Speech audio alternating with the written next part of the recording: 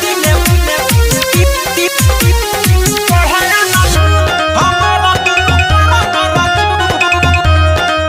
Music by Vikesh भोजपुरिया। गावा न करावे न भतार सखी सुन दैया गावा न करावे न भतार सखी सुन यरऊ न आवे घरे बाटे रंगून दिने प दिने बढ़े आना धून चोली के दुनु करा न रजून दिने प दिने बढ़े आना धून चोली के होई करा न रजून गावा न करावे न भतार सखी सुन यरऊ न आवे घरे बाटे रंगून दिने प दिने बढ़े आना धून चोली के दुनु करा न रजून दिने प दिने बढ़े आना धून हमारा दुनु करा न रजून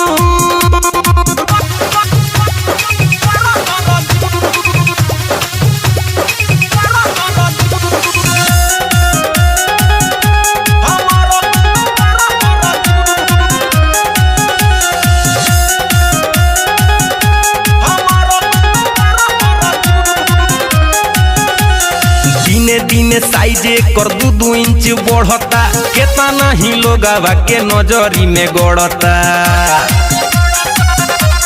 हाँ दिने दिने साइजे कर 2 इंच बढ़ता केतना ही लोगवा के नजरी में गड़ता हाय बढ़ के बवला से भइल बयलून कौन उपाय करी लागतावे घूम दिने प दिने बढ़े आना धून चोली के दुनु करा न रजून दिने प दिने बढ़े आना धून हमारा दुनु करा न रजून दिने प दिने दिने दिने बढ़े आना धून हमारा दुनु करा न रजून म्यूजिक बाय विकेश भोजपुरिया। लागतावे सखी रे ई दुनु कुछ दिन पर छुए लागी धरती लटक के जमीन पर हाय दैया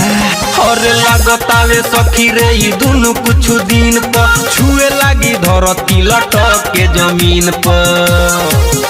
अरे अखड़िले तकिया दिहिले रोजे धुन कहिया ले भतारा मनाई हनीमून